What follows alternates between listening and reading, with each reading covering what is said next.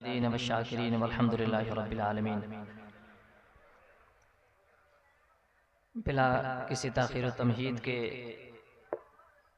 कुछ अर्ज़ करूँ उससे पहले बेहतर व मुनासिब है कि हम और आप मिलकर आक़ाए कुल मालिक अर्द व समा की बारगाह अक़दस में हदिया दुरूद व सलाम पेश करने की सआदत हासिल करें और मोहब्बत के साथ पढ़ें। अल्लाहुम्मा सल्ली अला सय्यिदना शफ़ीअना हबीबना नबिय्यना मौलाना मुहम्मदिन बारिक सल्लल्लाहु व सलाम अलैहि या रसूलल्लाह सल्लल्लाहु तआला अलैहि व आलिहि वसल्लम। हज़रात मोहतरम मजमे में जो हज़रात बातचीत कर रहे हैं उनसे गुजारिश है कि वो खामोशी इख्तियार कर लें और पूरी तवज्जो मेरी गुफ्तगू के तरफ लगाएं। हज़रात, हम और आप यहाँ क्यों आए हैं? आप बात करेंगे तो हम किसको सुनाएंगे? बैठ जाओ बाबू। आप हज़रात या उलमा इकराम क्यों आए हैं? आज जो हालात हैं हमारे दरमियान वो ये कि अक्सर लोगों की ये सोच बन गई, किसी से पूछो कहाँ जा रहे हो भैया, तो जलसा सुनने जा रहे हैं। नतीजा ये हुआ कि हमारी अवाम रातों रात जलसा सुनती रही, हासिल कुछ नहीं हुआ,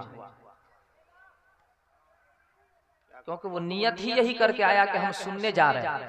नियत ये लेके आए होते कि हम रसूलुल्लाह की महफिल में तर्ज जिंदगी सीखने जा रहे हैं, रब का पैगाम हासिल करने जा रहे हैं, रसूलुल्लाह का फरमान हासिल करने जा रहे हैं। ये वो महफिल है जहां दुनिया का पैगाम नहीं, पैगाम रब्बुल आलमीन और फरमाने रहमतुल लिल आलमीन लोगों तक पहुंचाया जाता है।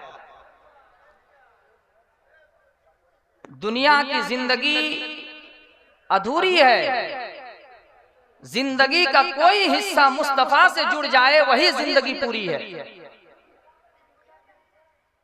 आज पूरी दुनिया में बेचैनी का आलम है, लोग तरह तरह से परेशान हैं। आमतौर से लोग हर रोज ये सोचकर मेहनत करते हैं कि आने वाला कल बेहतर हो जाए। हर रोज गुजरे हुए कल से आने वाले कल को बेहतर बनाने के लिए हर रोज लोग कड़ी मेहनत करते हैं। आपसे मैं जानना चाहता हूं कि आपका आने वाला कल बेहतर हुआ? हम जलसा सिर्फ सुनते रहेंगे तो कुछ हासिल नहीं होगा।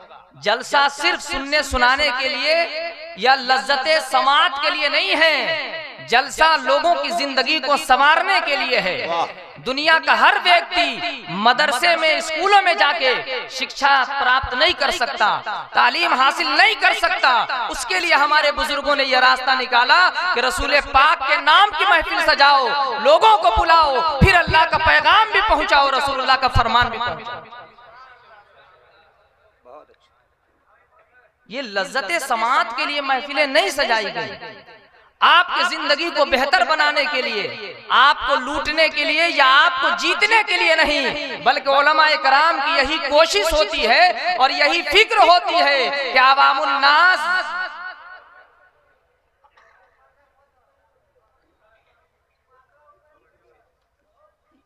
उलमाए कराम की यही कोशिश होती है कि आपकी जिंदगी बेहतर से बेहतर हो जाए, आपकी जिंदगी सुकून से गुजरने लग जाए, आपकी जिंदगी में इत्मीनान आ जाए, आपकी जिंदगी अच्छी हो जाए। ये हमारी कोशिश होती है, वरना फिर हमारा रात भर यहाँ बैठना, आपका रात भर बैठना फिर बेमाना हो। आज मैं आपसे यही कहूंगा, क्योंकि एक शख्स ने कहा था मुझसे हाथ जोड़कर कि आपके पास बेहतरीन मेंबर है, जुमा के दिन मस्जिद का मेंबर है, आए दिन लोग आपको बुलाते हैं, याद करते हैं, आपके पास मंच है, आप मेरा एक पैगाम लोगों तक जरूर पहुंचाना। जहां भी जाना लोगों से यह कहना कि लोगों, अपनी जिंदगी को बेहतर बनाना चाहते हो तो तालीम के मैदान में कदम रखो, अपनी जिंदगी को सजाना चाहते हो तो तालीम के मैदान में कदम रखो, अपनी जिंदगी को संवारना चाहते हो तो तालीम के मैदान में कदम रखो, अपनी जिंदगी में इनकलाब लाना चाहते हो तो सिर्फ इनकलाब जिंदाबाद का नारा लगाने से तुम्हारी जिंदगी में इनकलाब नहीं आएगा। इनकलाब लाना है तो तालीम के मैदान में कदम रखो। तीन बातें मैं अर्ज करके आपसे रुखसत हो जाऊंगा, क्योंकि बड़े बड़े उलमा इकराम यहाँ मौजूद हैं। ये हमारी और आपकी मुश्तरका खुशनसीबी है, फिरोज बख्ती है कि हम उर्से फ़ख्रुल उलमा में शिरकत की सआदत हासिल किए हुए हैं और हजरत के फैज़ से माला माल हो रहे हैं। एक रिपोर्ट आपको पढ़ के सुनाता हूँ। हमने इस्लाम को और सुन्नत रसूल को, शुक्रिया, पता नहीं किस नजरिए से देखना शुरू कर दिया, बल्कि लोगों की सोच ये हो गई कि ये काम क्यों करे भाई, ये सब काम मौलाना लोगों का है। 3 रिपोर्ट मैं आपको सुनाता हूँ, फिर सुन्नत रसूल की 3 झलक दिखाता हूँ आपको मैं ये कहना चाहता हूँ कि जिंदगी को कामयाब बनाना चाहते हो तो कामयाबी दुनिया के दहलीज पर नहीं, मुस्तफा के कदमों में है। वाह वाह वाह, बड़े बड़ों की तारीफ मौजूद है। उलमा आए दिन बताते हैं कि सिद्दीक़ अकबर जुड़ गए, हुजूर ने सदाकत में मुमताज कर दिया। उमर जुड़ गए, अदालत में मुमताज कर दिया। ये तारीख हमारे सामने है। मैं गुफ्तगू लंबी नहीं करना चाहता, 3 रिपोर्ट मैं आपको पढ़ के सुनाता हूँ, आपके दिल में ताकि प्यार आए। हालांकि इसकी कोई जरूरत नहीं है।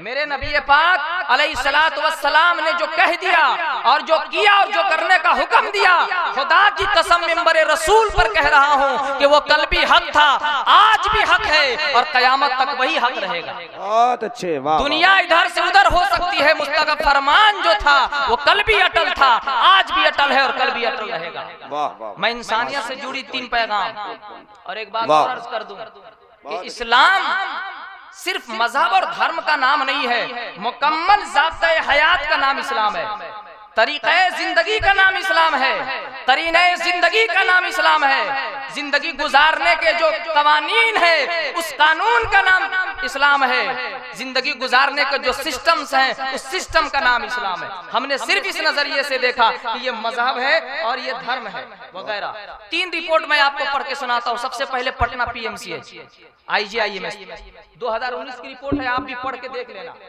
एक रिपोर्ट छपी, तवज्जो चाहता हूँ, बहुत उम्दा बोल रहे हैं। जो मुसलमान है वो भी, जो नहीं मुसलमान है वो भी, सारे लोग जो आए हैं वो सुने, उनके काम की भी चीज है। एक रिपोर्ट छपी 2019 में, PMCH के डॉक्टरों ने रिसर्च किया, IGIMS के डॉक्टरों की भी उसमें शिरकत रही।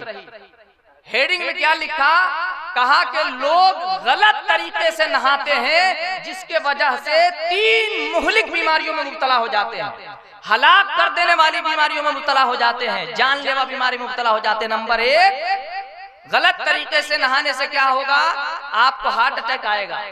नंबर 2, आपका ब्रेन हेमरेज हो सकता है। नंबर 3, इन दोनों से बच गए तो आपको लकवा मार सकता है। अब आप सोचेंगे कि यार गलत तरीके से क्या है, और बता इसलिए रहा हूं और फख्र है मुझे कि अल्लाह ने हमारे हाथों में मुस्तफ़ा करीम सल्लल्लाहु अलैहि वसल्लम का दामन अता किया।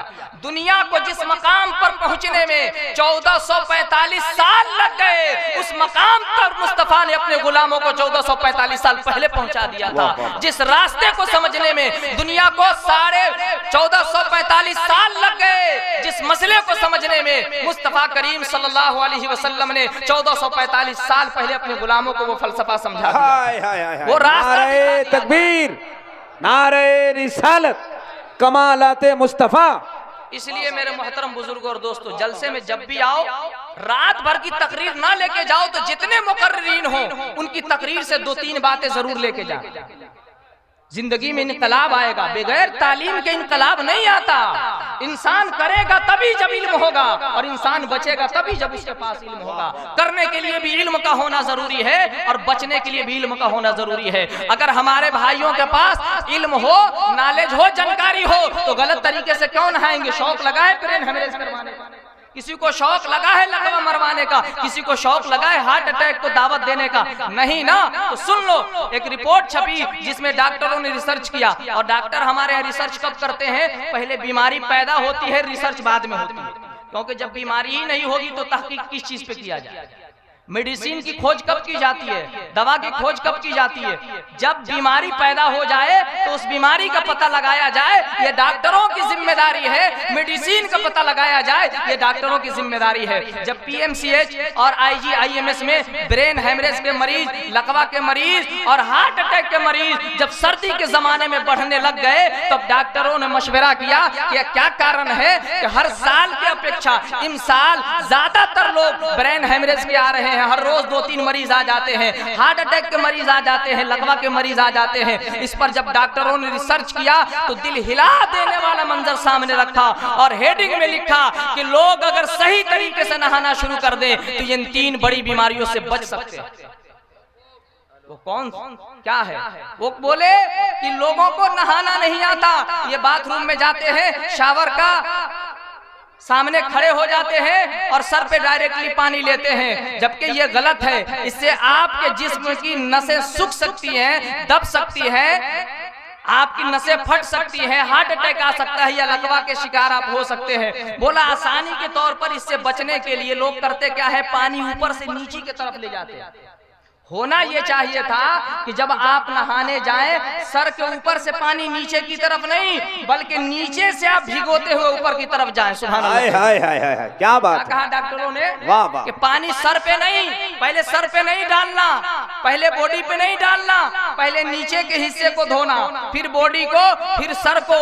हम तो मुस्तफा की सुन्नत को जानते थे। जब इस रिपोर्ट को मैं पढ़ रहा था, अपने आप पे बड़ा फख्र महसूस हुआ और ये सोचने पर मैं मजबूर हुआ, या अल्लाह तेरा कितना बड़ा करम है कि दुनिया जिस मकाम पे इतने अरसों के बाद पहुंची है, मेरे नबी ने हाय हाय हाय हाय, वाह वाह वाह, मेरे नबी ने वो कह रहे हैं कि लोग सर पे पानी डाल के नहाते हैं, ये गलत है। इन 3 बड़ी बीमारियों से बचने का आसान तरीका ये है कि पानी नीचे से ऊपर की तरफ ले जाए। आका का तरीका क्या है कि पहले इस्तिंजे की जगह को धोए, कमर से नीचे के हिस्सा को धो ले, उसके बाद आप दाहिने कंधे पर, बाएं कंधे पर, तब जाके सर पे। इस बात को डॉक्टरों ने भी माना और कहा इन 3 बड़ी बीमारियों से बचना है तो पहले पैर को भिगाओ, फिर बॉडी को, तब जाके सर पे पानी डालो। बहुत उम्दा, बहुत उम्दा, माशाल्लाह। माशाल्लाह। ये बात मेरी नहीं है, डॉक्टरों ने रिसर्च की। दूसरी रिपोर्ट, आज आमतौर से लोग एक शिकायत कर रहे हैं कि हजरत क्या करे, जोड़ों में दर्द है। 25 साल, 30 साल, 35 साल का नौजवान है, सुबह उठता है, हाथ कमर पे रखता है, घुटनों पे। क्या हुआ भाई? कहा क्या करे हुजूर, कोई ताबीज दे दीजिए। दवा करा करा के थक गया, ये बीमारी गई नहीं। एक आदमी से मेरी मुलाकात हुई, उसकी उम्र शरीफ 80 साल की थी। उसने शिकायत करी कि हुजूर कोई दुआ वजीफा बता दें, क्या प्रॉब्लम है, क्या प्रॉब्लम है। उन्होंने कहा कि मैं दवा करा करा के थक गया, लेकिन मेरी तकलीफ नहीं गई, मेरे जोड़ों का दर्द नहीं गया, कोई दुआ बता दे।